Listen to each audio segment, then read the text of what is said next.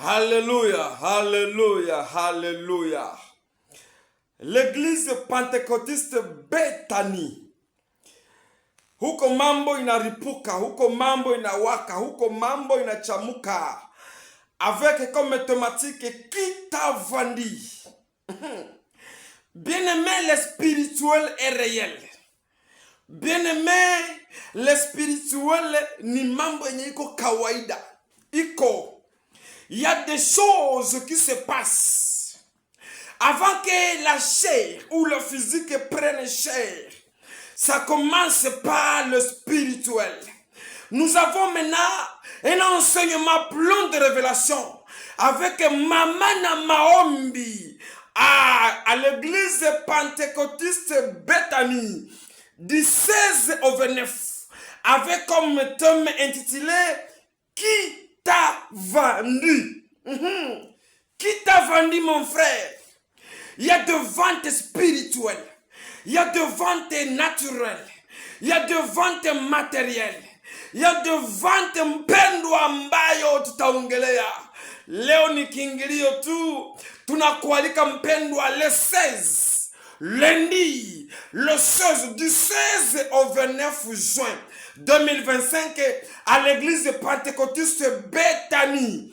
Église pentecôtiste Bethany, mambo inawaka huko. Qu'est-ce qui se passe avec l'homme de Dieu, le pasteur Ghislain Soudingoyi, bien-aimé, plein de révélations, l'homme du moment, l'homme que Dieu appelle, l'homme que Dieu utilise, l'homme qui est toujours sous la conduite divine, bien-aimé, avec comme thème qui t'a vendu. Mpendwa, usingelikosa maana hiyo siku lundi mambo inaripuka, mambo inawaka, sans pour tarder. Bien-aimés, lisons la parole de Dieu. Nous lisons Genèse chapitre 37. Genèse 37. Genèse 37. Mungu akubariki mpendwa. Genèse 37, 27e verset. Nous lisons au nom de Jésus. Commençons par 26. 25. Genèse 37, 25 à 27. Nous lisons au nom de Jésus. Il s'assit ensuite pour manger. Pendant qu'il mangeait, levant les yeux et virent une caravane d'Ismaélites qui venait de Galade. Leurs chameaux étaient chargés d'aromates, de baumes et de la danune qu'ils apportaient en Égypte.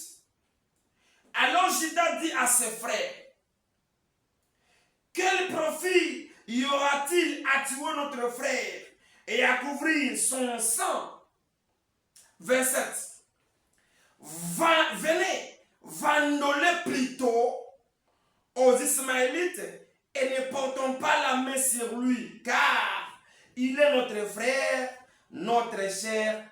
Parole de l'Éternel.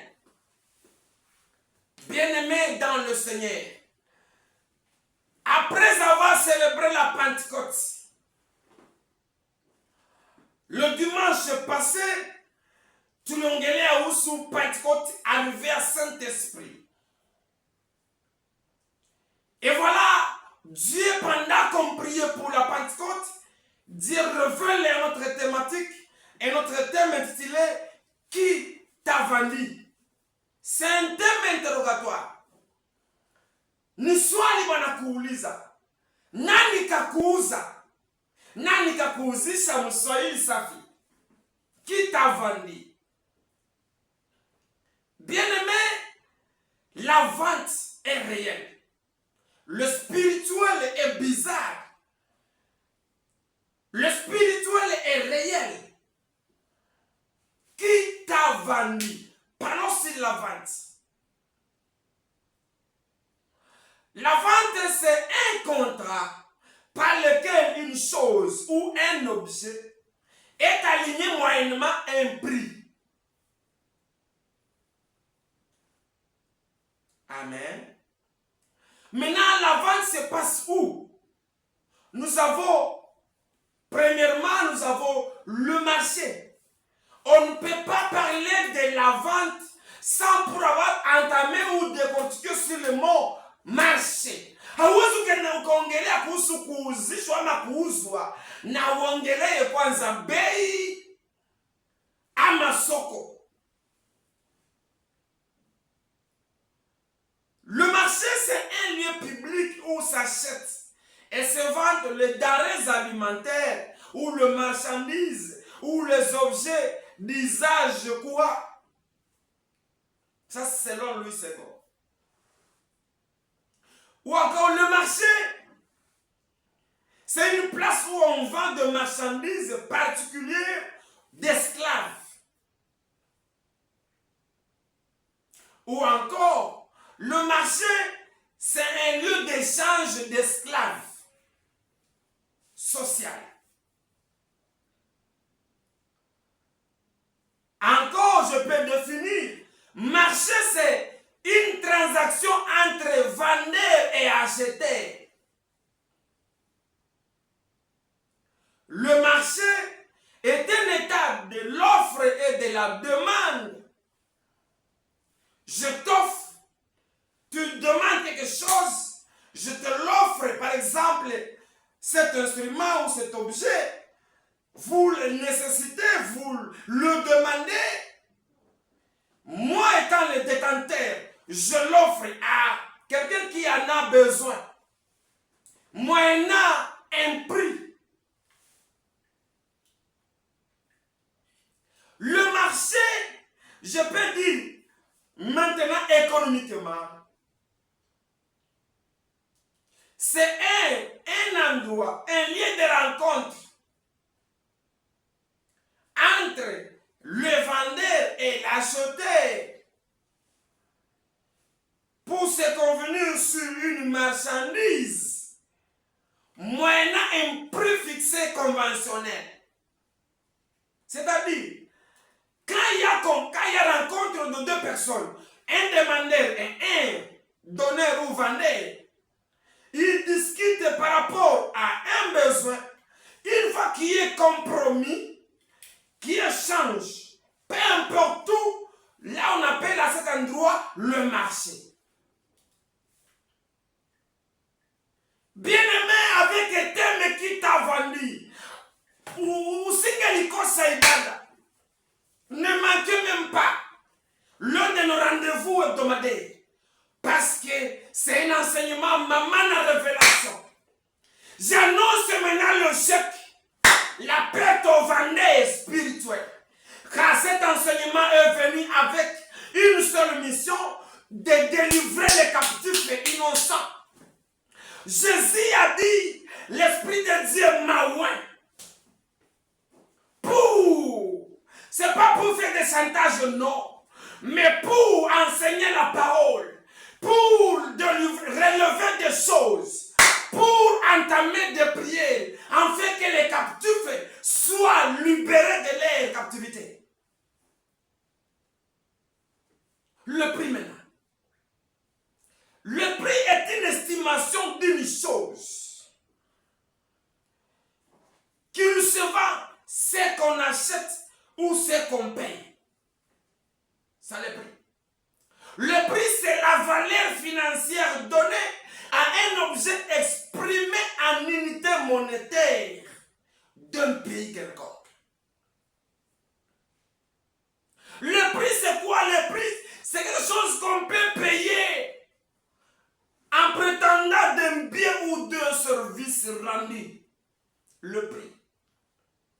Pour persévérer, pour prier qu'il y ait le miracle, il y a le prix que les serviteurs de Dieu payent. Pour qu'il y ait témoignage, soit la prière, soit sanctification, soit jeûne. Ils se privent de certaines choses. Ça, c'est le prix. Sortez des marchés maintenant. Ah, alléluia. Partout où tu nous suis. Mahali pote unatufuata mpendwa,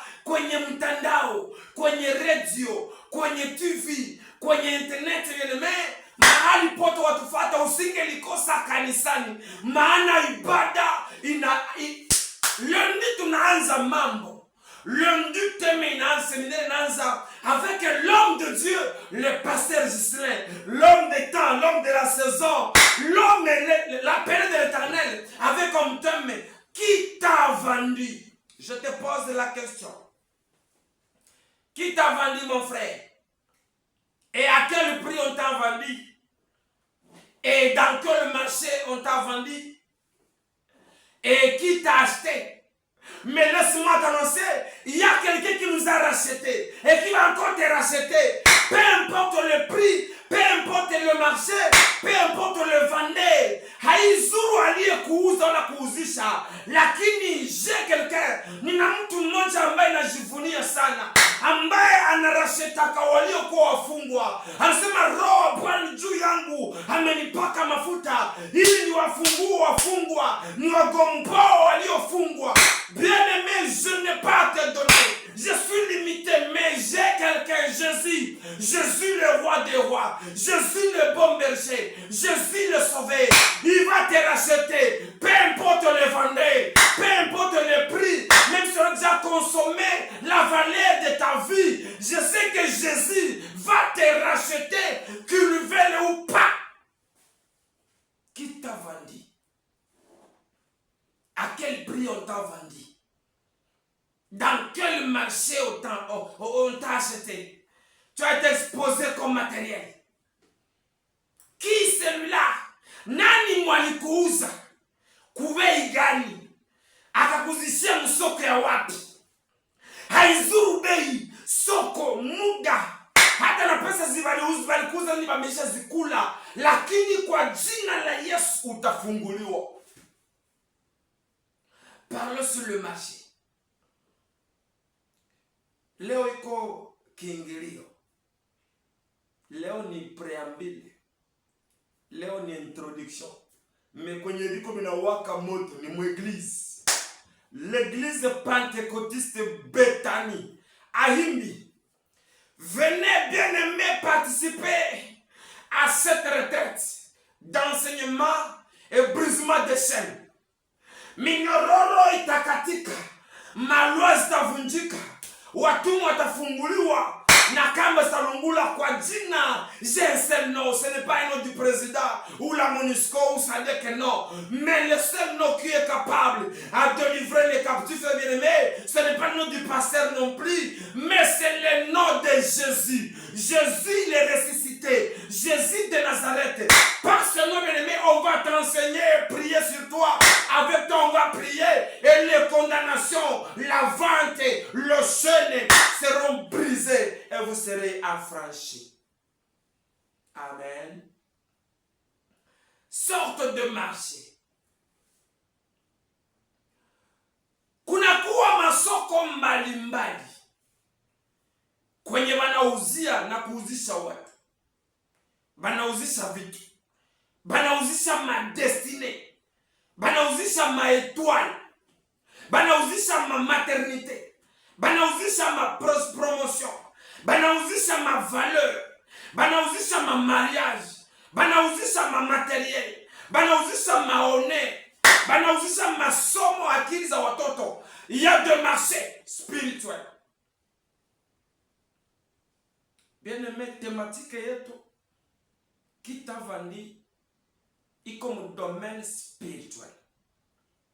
Kama kwa tufata mkimwili, selon masomo, économie, vente ni alimentation, ni kusoko mwa utufate kwenye tuko mkiroho. Il y a des choses qui se passent dans la spiritualité sans que les victimes n'en sachent. Kuna mambo yanapitikana mkiroho, ulimwengu wa roho, na wahanga hawajui. Soko za bei. Le marché. Il y a là où il y a le marché de biens matériels physiques. Où tu peux acheter la télé. Unaweza kuuza simu yako ya mkononi. Unauza hata chakula cha watoto kunyumba. Unauza hata mavazi. Hii ni soko ya kimwili. Le marché physique. Où on vend des biens physiques, le bien matériel, comme Virunga, comme Kampala, comme Kadutu, soko ile ambayo najua soko kwenye manushaka vitu, c'est normal, ni soko ya kimwili yetu tunajua yote, kwa tunaravita ya mambo ya kimwili.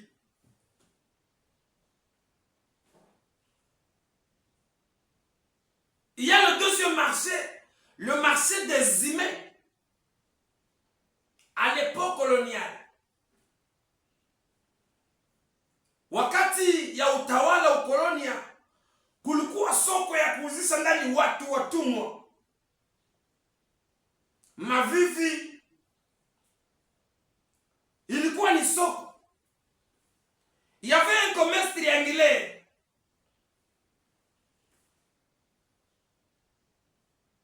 Où les missionnaires, la politique et la richesse. Siko kule. En lisant Matthieu 18:25. Tutaona namna gani banatuambia les parents ne vendez pas vos enfants pour des dettes. Msiwauze wala kuwauzisha watoto wenu kwa ajili ya deni.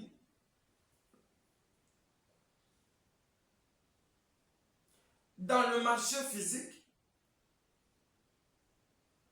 dorénavant, on commerçait les humains. Mais ce marché, dans mon exposé, vous verrez comment est-ce que ce marché a changé la forme.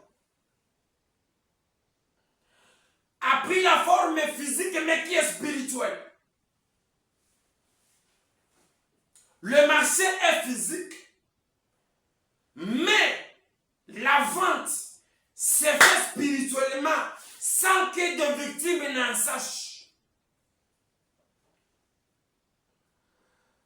Troisième marché, tunakuwa na marché spirituel. Le marché spirituel, c'est un marché qui est abstrait, qui n'est pas localisé, localisable dirais-je. Inawezi jua iko wapi, haina adresse. N'importe où il marché iko. Ça dépend na vendeur ama acheteur.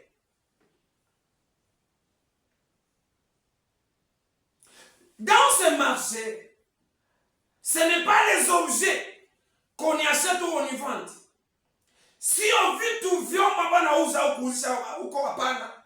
Lakini kinachouziwa katika soko ya kiroho, mpendwa, haiko manguo wala mbuzi, haiko rallonge wala TV wala simu ya mkononi. Katika soko ya kiroho, kinachouzishwa pale, mpendwa, ce sont des destinées. Mwelekeo wetu. Nyota zinauzishwa hapo. Karama zinauzishwa huko. Huduma zinauzishwa huko. Harusi, ubikira, elimu ya watoto, ndoa, kazi, pesa zinauzishwa huko pasipo kujua.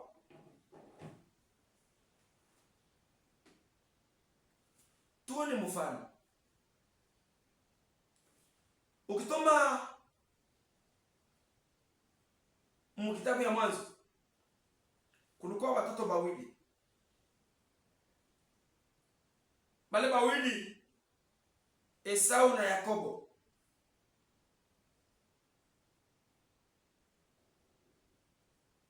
Halafu Yakobo alikuwa nakula maharagi.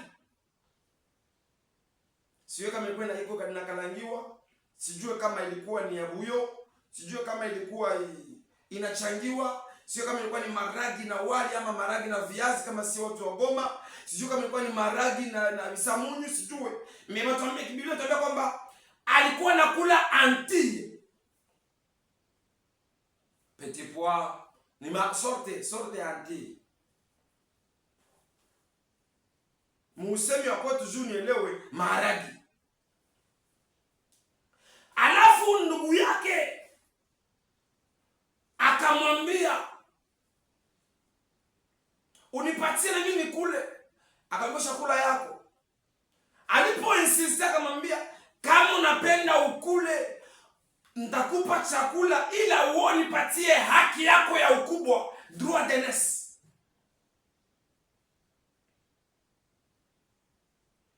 Esau hakuona gharama gani, hakuona kwa leo ili kwa hiyo siku mafaa ya kuzaliwa wa kwanza mkubwa, hakuona utilité ya droit d'aînesse, parce que ilikuwa yakuwa wakati ya distribution ya heritage. Akasema kama tu ile tu inalia ndio. Akaona kwanza ya kwanza ni tumbo. Bien-aimé akapana haki yake ya ukubwa sababu ya chakula. Il y a eu une vente sans le savoir. Il a vendu son droit d'aînesse moyennant un plat. Watu wengi wanauzisha na kuuzishwa pasipo kujua, kwa mambo rahisi, kwa mambo kidogo kidogo. Pour de petites choses, les gens sont vendus ou vendent leur destinée sans le savoir.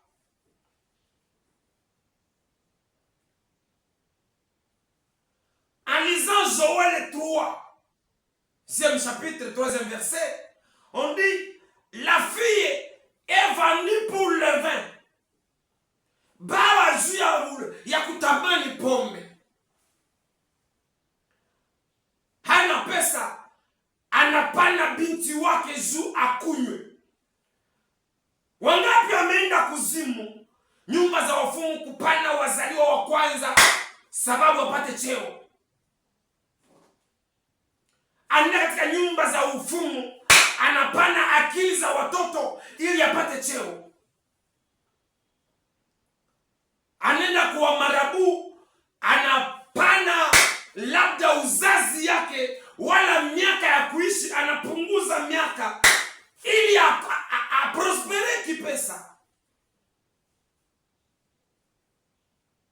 Tunasikia kama kuna kiana mwenye anakuwa na maison d'habillement mu ville de Goma, mwenzake akamwambia kama kuko pare mwenye anasaidia kuwina, ni mbanielezea sikuona.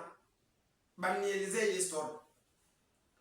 Asa niko na mtu mwanasaidia naka kukuparene mkazi, hivyo ushakuwa na maison d'habillement, acha wasitoni kuoneshe akusaidia wazi na Thailand. Iko hapo iko ke Tanzania.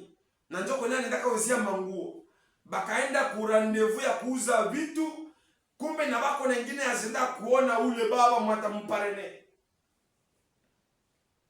Banafia kula mtana mweko na pare haiko komensa ni mfumu occultiste. Prima Curia ni uchawi yenye inasakrifia zamiri, upendo, uruma na boga. Enajawa hii loja Prima Curia. Hana zamiri, hana upendo, hana uruma, hana boga.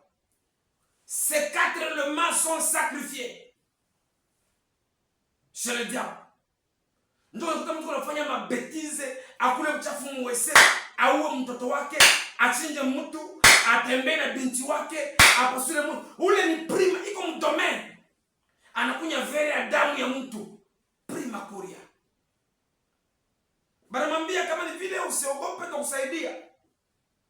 Mimi tunakuwa na shurti kidogo. Utaenda Thailand, utaenda China, utaenda Hong Kong. Akaona prosperity, kuna makontena za vitu. Akaitika. Msana sikia condition, bakamwambia utupatie mama yako, utupatie bibi yako, utupatie mtoto wako wa kwanza. Bakamwomba vitu vitatu. Les éléments ou vitu viko sensible kwake.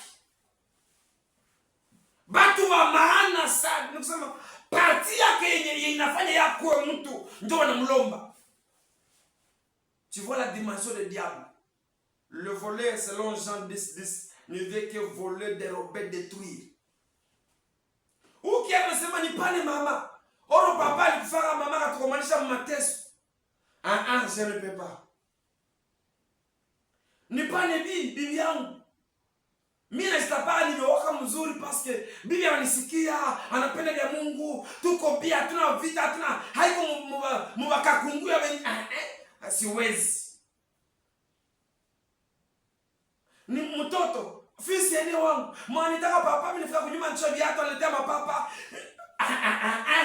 mwatu anaanza nita papa baba fulani nipani akasema je ne peux pas.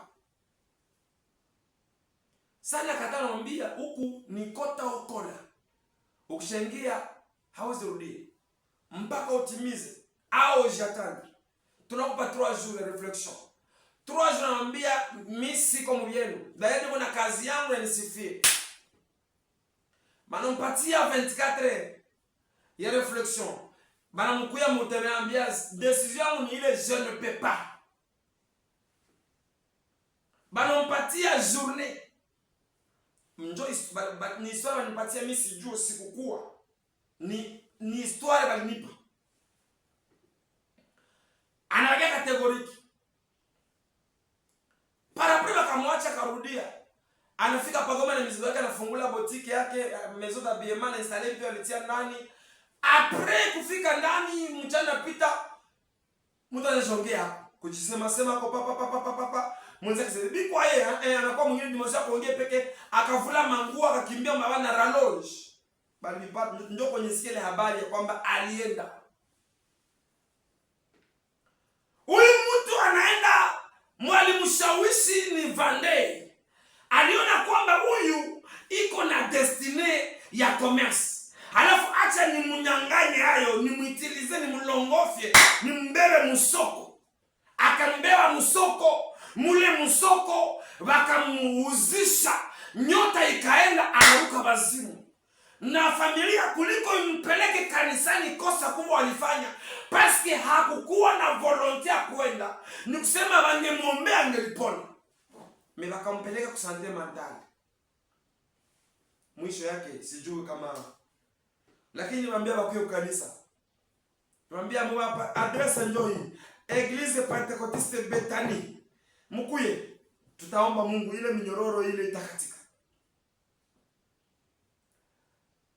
Tuongelee kuhusu pesa. Point A ya msoko. Pour que ikuwe soko, il faut qu'on kuwa vendre na changer, na acheter. Il faut qu'on kuwa compromis. Yetakuwa sere na nini? Na makuta. La monnaie. Zamani, il y avait 3 sortes de monnaie. Kulikuwa haina tatu ya pesa. L'or, l'argent et la monnaie. Amen. Tuangalie basi le terme fiscal, le biaitage de la monnaie. La monnaie, c'est un petit papier. Comme on a prédit, il y a l'or, l'argent et la monnaie. Zamani ilikuwaka dhahabu ilikuwa inafanyaka inajue role ya makuta. Ukipenda uza kitu unapana or, banakupa kitu. Argent memema ni matière métallique ya mweupe. Inakuya kisha wao dhahabu. Mu valeur ya pesa. Na kunakuwa pia troisième monnaie, monnaie. Monnaie, c'est un papier inimprimé de la banque. N'importe quelle banque. Banque centrale congolaise, banque rwandaise, banque américaine, banque, ça dépend. Le franc congolais, franc bou, franc rwandais, le dollar, le livre, yote nini ni ma monnaie. Maintenant, c'est un papier avec la valeur, avec les symboles nationaux, richesse de ces pays, soit les animaux, les animaux rares, ou la matière première, ou soit ce qui régénère leur PIB. Recette yao. Niza kuwa ni kilimo bantia shamba watu kunalima njo valeri yao ile. Niza kuwa ni kuwinda, comme à l'époque il y avait des navigateurs ya ba Congo bakwana banamatia ku papier ku monnaie congolaise zaïroise. Les Magéniens, les Wagéniens. C'était notre fierté, ou le fleuve Congo. Aujourd'hui, la monnaie congolaise, le franc congolais porte les signaux de la richesse congolaise. Où nous avons le paon, l'éléphant, gorille, or, j'en passe. Maintenant, parlons aussi. La monnaie d'abord, c'est un papier avec la richesse, le symbole de la richesse d'un pays. Maintenant, déterminé selon le billet bancaire. Il y a des billets de la banque qui restent dans la banque et il y a des billets mis à la disposition des consommateurs qu'on appelle monnaie fiduciaire. C'est une monnaie qui est courante, qui circule entre les mains de la population. Maintenant, zamani, kulikuwa bietage ya monnaie tatu. Il y avait une monnaie qu'on appelle les pièces. Monnaie d'échange métallique en forme ronde. Vikoroti. Njo pièce. Kisha ile kunakuwa les cycles. Sur le poids et monnaie de cuivre ou d'argent en visage particulier chez les Hébreux. Ni makuta mwena kilo yemetengenezewa na cuivre ama argent ikiwa na sura ya Waebrania.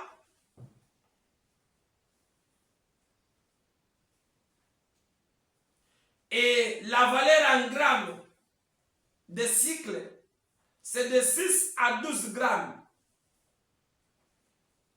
Par rapport tunakuwa na talent. Le poids de lingot variable selon le pays. Alléluia. Leo kwenda uza dhahabu wanipimia kulengo. Nisema mbele kama kuko 3 sortes. Kuko or, argent et monnaie.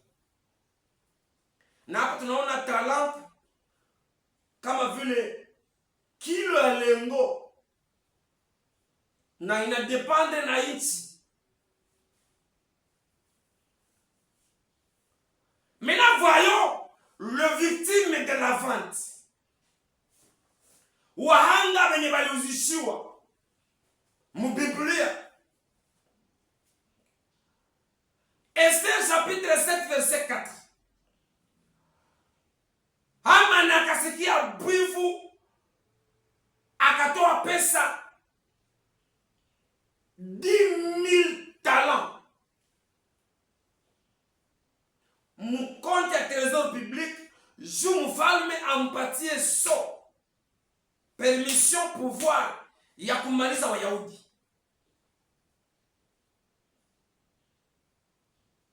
Tukienda mu Genèse 37 kwa tumesoma 25 à 27. Tunaona Israeli Yakobo akazala watoto. Wale watoto mlikuwa mmoja anapenda anaitwa Joseph. Joseph alikuwa na nguo ya marangi. Ilikuwa ni promise. Alikuwa na nyota kubwa na ahadi juu yake. Ikalamusha vita mwa ndugu. Bakasema bamuuzishe Histoire iko pale mrefu. Ndugu zake wakamuuzisha Joseph 20 cycles d'argent kwa Islamiti. Ama nao wakaenda wakamuuzisha kwa wafanyakazi watumwa ya Farao alisio mara pili. Mtu wa tatu mwameuzishiwa ni Yesu Kristo. Parmi ses disciples, moya Yuda Iskariota akasema hata ndamkulia masa mwalimu, akamuuzisha 30 pièces d'argent. Ni kusema teme yetu haiko ramassé par-ci par-là. C'est un thème révélé par l'Éternel. C'est un thème qui est biblique. Qui t'a vendu? Qui t'a acheté? À quel prix? Dans quel marché? Peu importe la vente, peu importe le vendeur, peu importe le marché dans lequel tu as été vendu, mais je sais qu'il y a un racheteur. C'est Jésus-Christ qui va nous racheter. Maintenant, mkiroho tumesema kwamba voyons maintenant de marcher le lieu de vente spirituel. Kwenye watu wanauzisha madestine, banauzisha mandoa, banauzisha maakili za watoto, sante za watoto, uzazi ya wanamke, kuna mahali wanaziuzisha mulimwengu wa roho ili wapate kuprospere, labda wademere mcheo, mkiti, mpouvoir, mubiashara, ala muongozi fulani.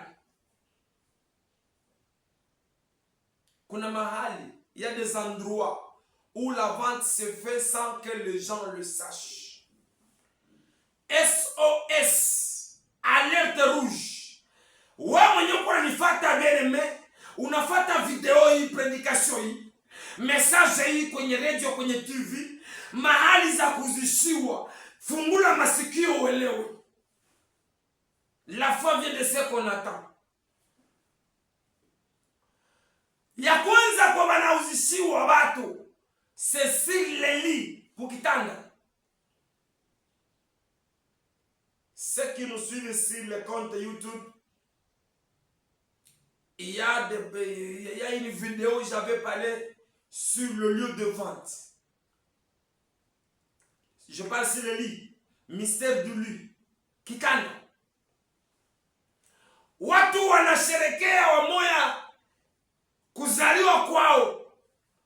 Binti anasherekea kuzaliwa kwake, banampeleka kwenye guest house. Huyu binti hajamjua mume wala mmemjua labda, lakini kitanda ya hoteli ni madhabahu ambayo imejengwa. Kuna lazo watu, makaburi wanakufia pale, wenye siasa wanalala pale, bafumu wanatambikia pale, wakomeza wanapitia pale, anapitwa anatandikwa pale, nyota inaenda.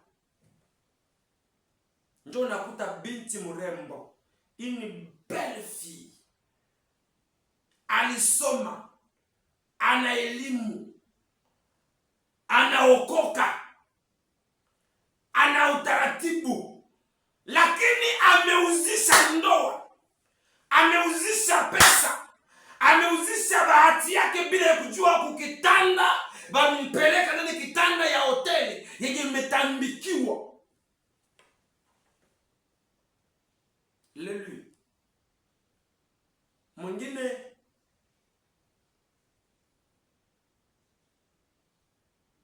anakamata, anaenda kufanya convention na ulimwengu wa giza, banamwambia tafutie binti 21 na bale bafie 14 iko vierge.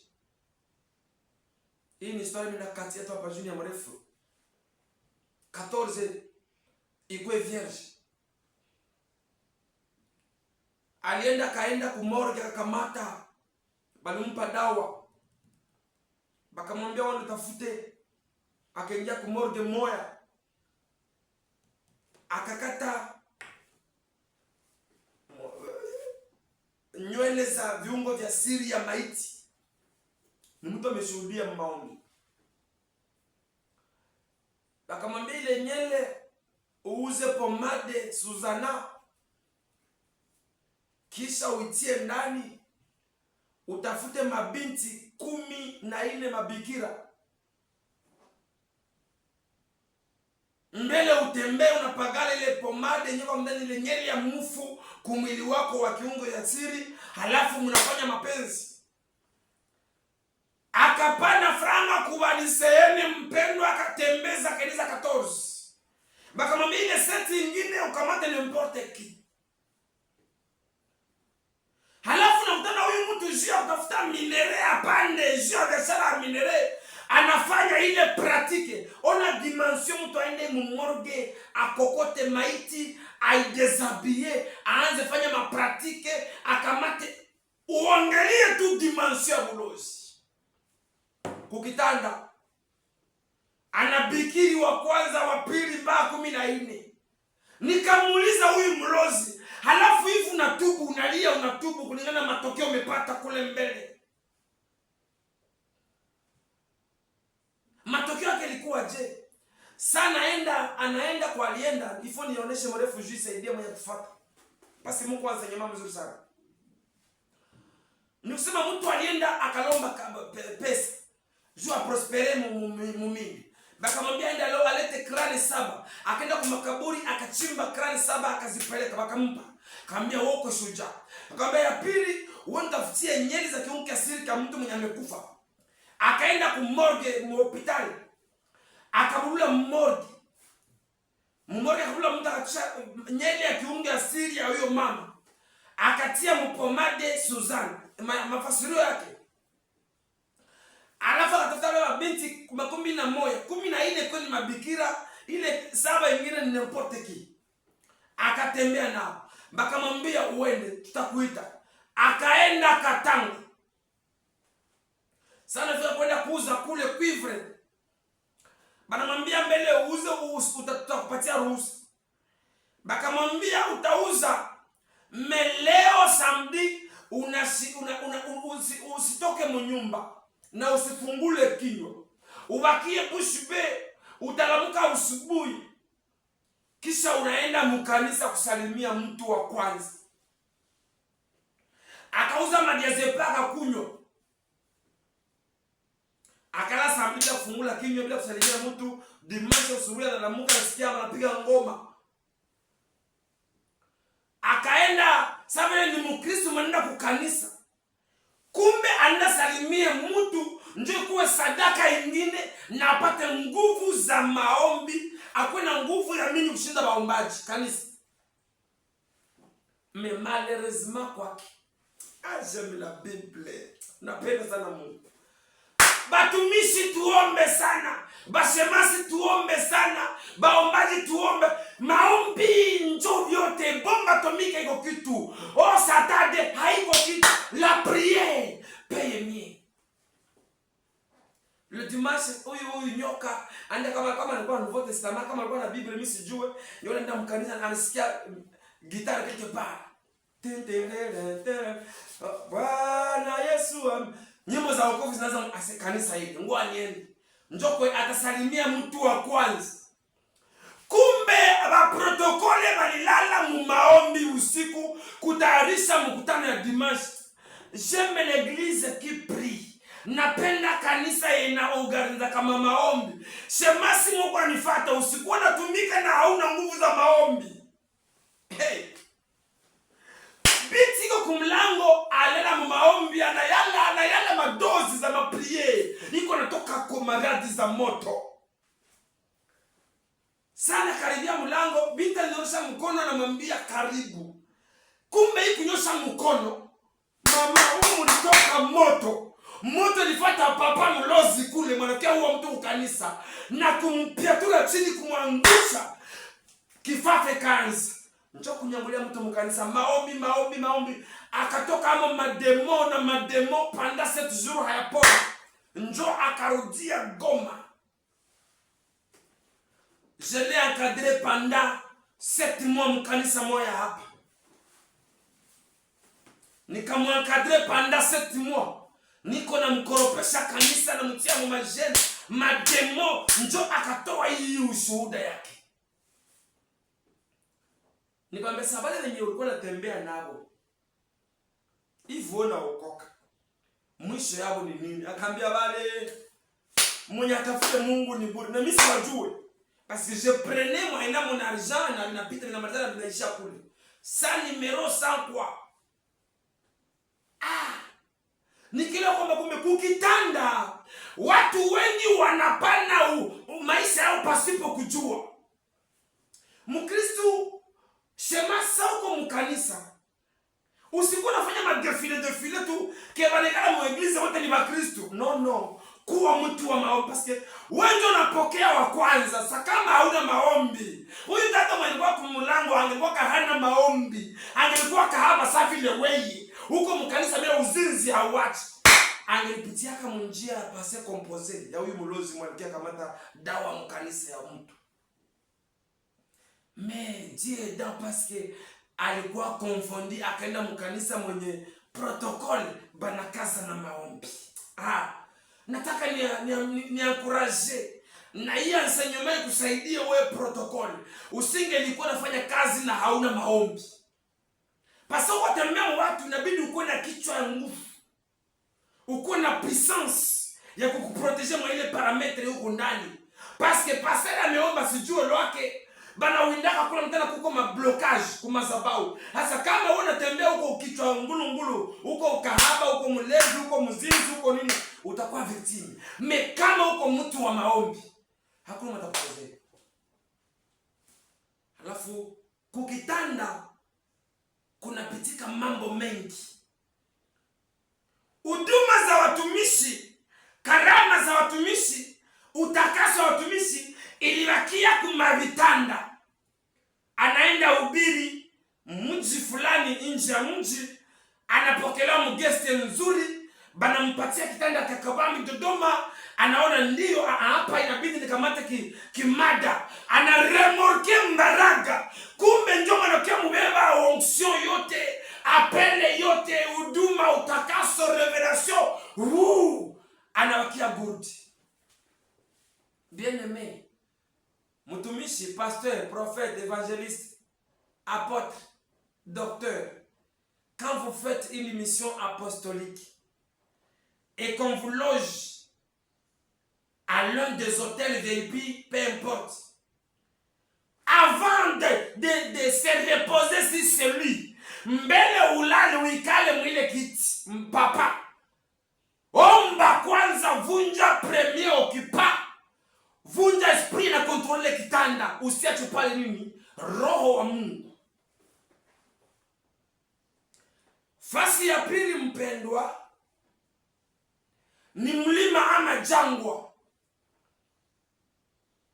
Watu wengi wanapana maisha yao mkuenda milimani. Tunaenda kumulima kuomba, tunaenda mjangwa kuomba, ni vizuri. Lakini mulima haiko destiné kuma brebis. J'attire l'attention de ceux qui montent avec les enfants, le fidèle du haut de la montagne, jusqu'à kuomba. Mulima ni fasi ya maprincipote. Mulima ni fasi ya mademo. Mulima ni fasi ya mapepo mahewa. Les esprits de l'air reposent, résident, demeurent kumulima. Sasa we pasteur, prophète, unakamata kanisa mzima twende kumulima. Jua kwamba aba ni wabebe. Haizuru miaka wanaitwa kondo. Hawako destine, hawana silaha za kupambana na maroho za milima. Ce n'est que le sacrificateur lui-même qui monte du haut de la montagne pour prier. peuple mwakie pale, je vais chercher l'Éternel. Anaongea, anapigana mamisitu, anapigana mademo, anaongea Mungu, anaongea na Mungu, anapata message, anawaletea Dieu m'a dit ça. Mezu ya basese yenu na kipidite ya watumishi na kusojua maandiko, anawakamata mwe wote twende kumulima Seselka. Hey! Mama, tunaenda ombea ndoa, ba mamimba, wamimba mpatie programe mukanisa kwake. Celibatero mpatie programe ya maombi mukwake na mukanisa. Mgonjwa mpatie programe ya maombi kwake ku hospitali na kukanisa. Hapana kumulima. C'est pas d'accord. Ni wazo mzuri, lakini unamuexpose mu maprincipote na hana pouvoir, hana obedience, hana competence, hana silaha, hana za kupigana, wala hana bouclier kumproteger contre ma flèche za mapepo ya milima. Tuna wewe kujangwa hivi, itajangwa na kawia, tupande tafute sukari, tupande. Mama, panda wewe peke, mwacha abakie kunyumba kukanisa. Bien-aimé mko anisikia. Kama hauko kohani, kama hauasime responsabilité, kama hauko mchungaji, haupaswe panda kumulima. Mulima, jangwa ni tasi ya kuombea ya watumishi ya Mungu peke yake, benye bako na responsabilité. Hapana Bakristo. Bakristo ni kunyumba na mkanisa. Mulima ya Mkristo ni mkanisa. David alikuwa roi, mais hakukuwa sacrificateur. Njoo maana alikuwa anakimbilia kwa sababu ina changa, anakimbilia Rama mutampe. Moïse sacrificateur, Eli, Josué, Aaron sacrificateur, balikuwa napanda kumulima. Wewe muimbaji, wewe diakre, wewe shemasi, wewe mwesalia sadaka mkanisa, wewe Mkristo simple. Haukwenda yako programu ya maombi, utakaso kwako ni kingufu unasikia. Kisha banakubeba mujangwa kuseselka, banakubeba sijui wapi, banakubeba Masisi kwenda omba magrot. Uko napana destiny yako pasipo kujua. Lakini ubarikiwe maana umejua hii kweli leo. Usipande kumulima na hauko kohani. Ombea mkanisa.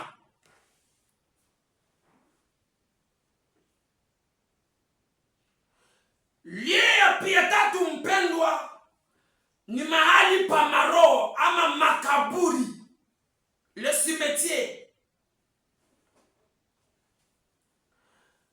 Mtoto babake amekufa, tumbewe ndio kwa kaburi ya babake.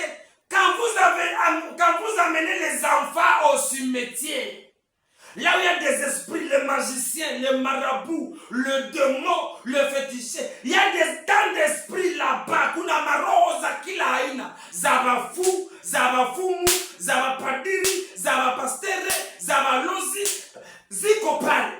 Za vengeance ziko pale, za bambanda ziko pale. Kwa nini upeleke mtoto kumakaburi? Aone kaburi kwa babake wamemuzika, mamake, never. Bato wakie kunyumba, jamaa ibaleye, ijenge kaburi, siku wanakomala. Là, ils peuvent maintenant, moyennant conduite spirituelle, aller voir tombo ya wazazi yao au mzazi yao. Mais bébé wa ina 3 ans, 6 ans, 5 ans, 3, 10 ans. Unampeleka wapi? Afanye nini? C'est l'exposer. Anaweza anarudia ndio, mekuko kitu kiameacha pale.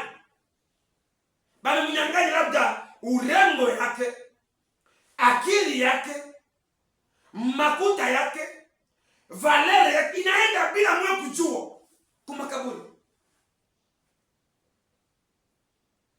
Ya pili pale kwa makaburi, prêcher ou faire des funérailles au cimetière sans couverture.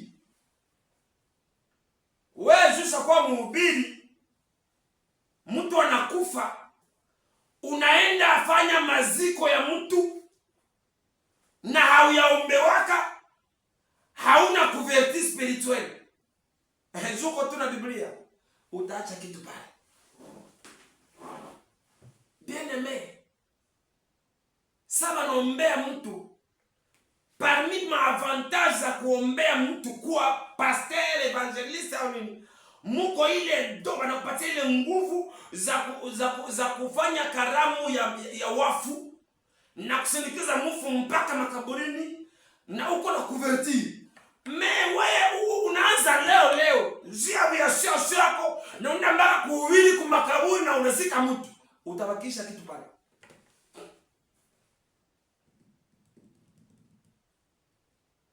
Yaine mpendwa,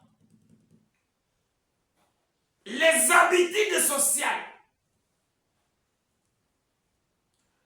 tabia taratibu za kiutu, kuvaliana mavazi. Jinsi niko natangaza hapa habari njema, Yaso nanitoka, Yaso ndio muko damu yangu, muko tabia, muko yote mimi, muko mzima, roho iko ndani ya jasho, inaingia manguo. Halafu sasa unakia lomba ni kuazime, unavala Yaso yangu. Kama uko na roho za nguvu kunipita, unaweka kitu yangu bila mie kujua. C'est pourquoi soyez attentifs. Barrer la route des champs d'habits. Jour ni mariage, faut ni kamate veste ya fulani, ni vraiment yako ni yako, na kama unakamata ombea hayo sanctifier, vunja nguvu za premier occupant. Ya tano, 5 millions de ventes, c'est le lieu de péché. Kadiri unafanya zambi, kadiri uko na hipoteke destiny yako, unauzisha nyota. Kwa mfano, tatouage, bana kuchanja. Juu usikulaki karuo Goma tukuchanje, cha wanatia mwili. Unaipoteke bila wewe kujua. Ya sita na ya mwisho, bien-aimé, ni kufanya pact, agano na ulimwengu wa giza. Sa unatujia kupenda cheo, upande cheo, uwakie mu gouvernement fulani, uwakie mu standard wa commerçant fulani, uwakie mu poste fulani, una consulter mon ténèbre. Banakwambia unapana generation. Batoto yako watakuwa kufa mu 60 ni mfano.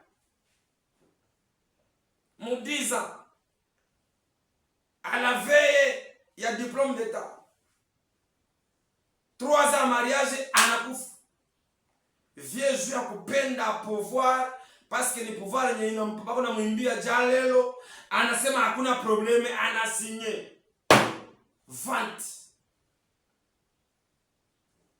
Ya pili, kusaidiwa na mtu wa kiroho.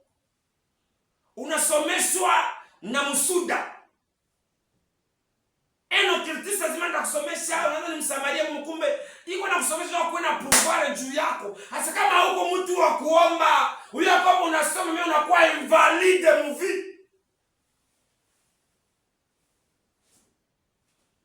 La vente spirituelle. Qui t'a vendu? Qui t'a acheté? Dans quel marché on t'a vendu? À quel prix? Je ce message bien aimé ce matin. Haizuru umejikutana wapi, lakini nina mtu mmoja, son nom ce n'est pas le député ni le ministre, son nom s'appelle Jésus, il se nomme le roi des rois, je l'appelle le rédempteur, le sauveur. Jésus va te racheter, peu importe la durée, la saison, le lieu de vente ou le prix, je t'annonce qu'avec Jésus, c'est possible que tu sois racheté et que le prix soit annulé et que la valeur soit brisée et que tu sois libre au nom de Jésus. Mungu akubariki. Tunaenda vunja mpendo kimaombi. Tunaenda omba. Leo ni kiingilio. Kesho lendi tuko kukanisa. Karibu sana. Unaenda briser loi yote ya vanti. Sheria yenye kwa mfamilia yako inavuma. Depuis tate mpaka leo. Ile loi iko. Asiama hamuvukake pale. Hawezi anza commerce utambuke $300. No. Loi inaishia $500. Utafuta kupanda unashuka. Kuko sheria iko kwa ni ya kutumikiana tu, bakulimiana, ba maçon, ba levi, ba fieme, ba voyou envoyé hakuna mako mzima. C'est la loi. Mais on va briser ça. Briser ça. Briser ça. Briser ça. Briser ça. Au nom de Jésus. Deuxième requête. Utasema je ne suis pas à vendre. Utarenoncer. Utarenoncer. Que weye hautadépendre na loi ya jamaa. Hautavivre ma événement à loi ya jamaa. Mais utavivre selon la parole de Dieu mon destiné yako. Utarenoncer bien mi siko wao. Siko wao niko wa Yesu. Loi zao, programme zao, calendrier zao, ma victime bao mi siko wao. Renoncer maintenant kwa jina la Yesu. Tunaenda katala. Sheria utakuishia. Programme ya vote. Lord na katala. Mipango yao yote. Haifika zao yote. Tunafikiria. Tunakatala. Kwa jina la Yesu. Kwa jina la Yesu. Kwa jina la Yesu. Au nom de Jésus. Utaevoke damu ya Yesu mpendwa. Le sang de Jésus. Yende isanctifie damu mwewe. Le sang de Jésus, yende ishange kuplace damu ya papa na mama ya Bwana wetu njoo kwa mweye na utembee selo damu ya Yesu eno selo damu ya jamii yako. Karibu kwa maombi. Baba, katika jina la Yesu, asante mwamba maana uko mwema. Tunaomba damu yako takatifu kufunika kuingia katika mwili wa mjakazi wako mtumishi wako. Maana potufuata Bwana, ishange Bwana, isiyokuwa na odari damu yako Bwana, isiyokuwa na mbegu za jamaa wala lia familia papa. Hiyo damu ndio Mungu penye msalaba wa Golgotha Bwana, ikatugomboa. Umtransfuse huyu baba, huyu mama, huyu kaka, huyu dada ambaye amefuata kwa makini maingilio Bwana ya mada yetu ya kitavandi, na apate kuwa beneficiary Bwana ya deliverance yako mwamba, maana kwa kuna vyote. Asante maana uko mwema. Kuomba ni kwetu, kutenda ni kwako. Ni kwa jina la Yesu Kristo naomba hivyo. Amen. Mungu akubariki. Mungu akutendee mema. Tulikuwa tunakwambia kwamba rendezvous kukanisa. Barikiwa na Bwana. Kita vendi, kita acheté. À quel prix on t'a vendu? Dans quel marché? L'église pentecôtiste Bethany inakualika mpendwa kwa kusanyiko hiyo, naamini Mungu atakutendea mema. Amen.